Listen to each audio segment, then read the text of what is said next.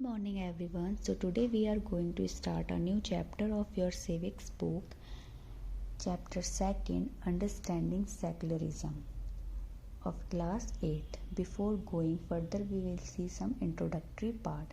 History provides us with many examples of discrimination, exclusion and persecution on the grounds of religion. You may have read about how Jews were persecuted in Hitler's Germany and how several millions were killed.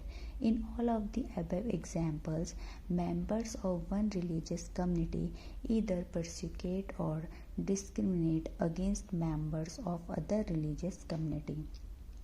So the student, this paragraph clearly tells the one who have more power discriminate the weaker one.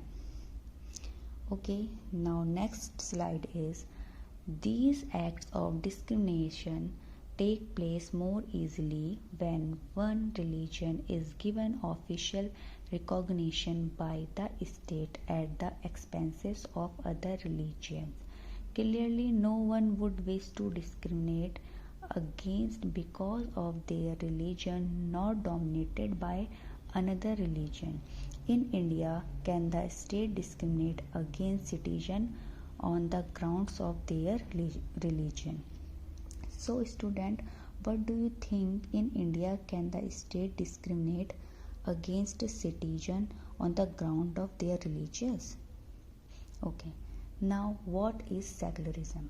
The Indian Constitution allows individuals the freedom to live by their religious beliefs and practices as they interpret these. In keeping with this idea of religious freedom for all, India also adopted a strategy of separating the power of religion and the power of the state. Secularism refers to the separating a religion from the state.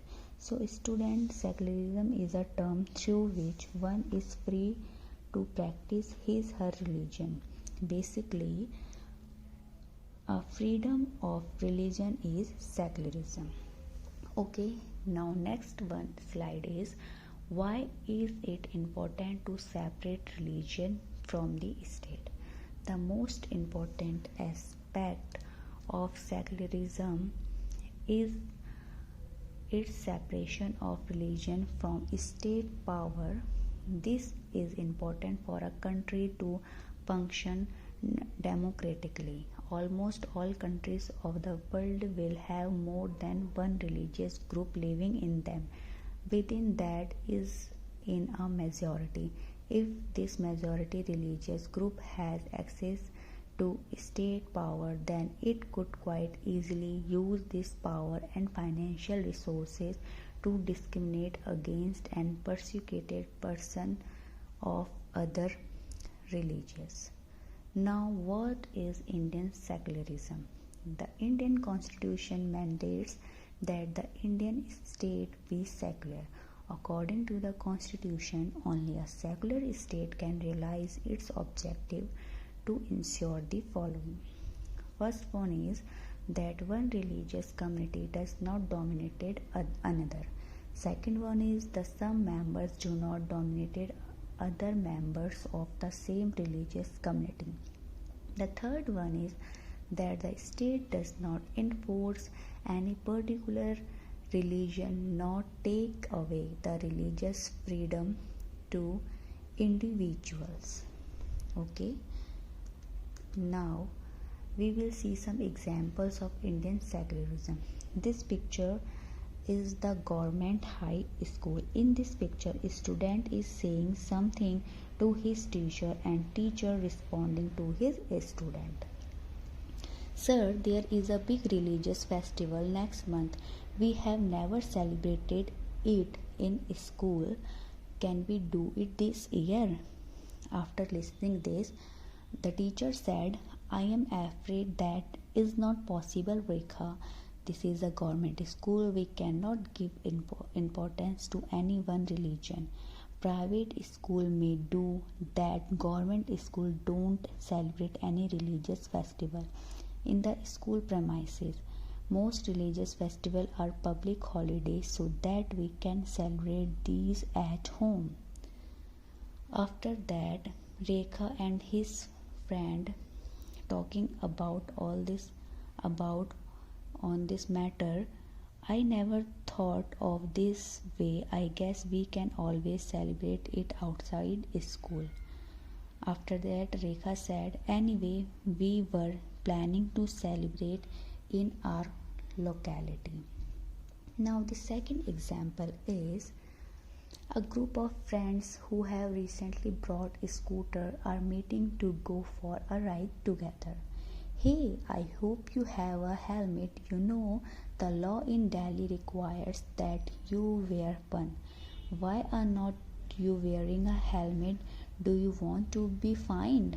Don't worry, I will not be fined. Hey Paramjit, why won't you be fined? For 6, wearing a pagri is a very important part of our religion. The government cannot force me to wear a helmet. Now, the reviews of both the examples of first and second.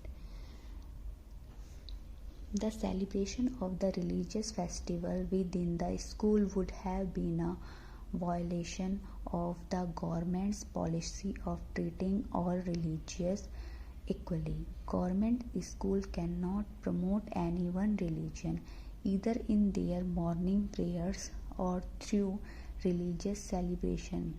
This rule does not apply to private school. Now the second review of the example, Paramjit, the Sikh youth, does not have to wear a helmet. This is because the Indian state recognizes that wearing a pagri is central to a Sikh religious practice, and in order not to interfere with this allows an exception in the law. Now some points in Indian Constitution. The Indian Constitution bans untouchability. In this instance, the state is intervening in religion in order to end a social practice that it believes discriminates and excludes, and that violates the fundamental rights of lower castes who were citizens of the country. Similarly, to ensure that laws relating to equal inheritance are respected, the state may have to intervene in the religion-based personal laws of communities. The Indian Constitution grants the rights to religious communities to set up their own school and colleges. It also gives them financial aid on a non-preferential basis. Thank you everyone. See you in the next class.